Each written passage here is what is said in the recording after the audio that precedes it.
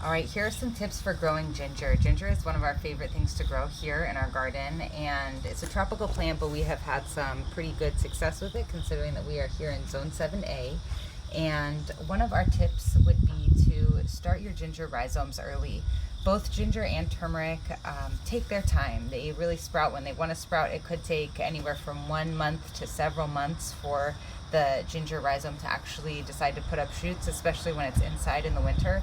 And so have patience. We also start with a sterile mix. That means we don't have any organic matter in there.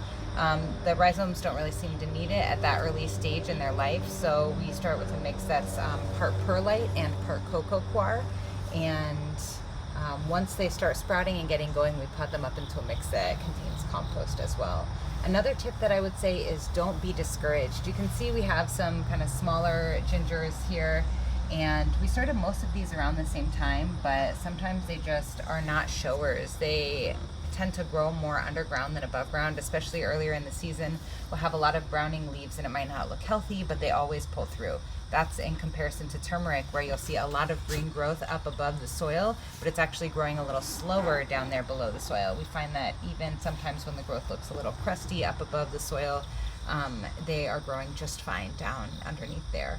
And another tip that we always tell people is to grow your ginger in bags. It makes the harvest so much easier. You can be sure you're going to get everything, and you don't have to go down there with a fork or a shovel and risk actually splitting and breaking and ruining your ginger.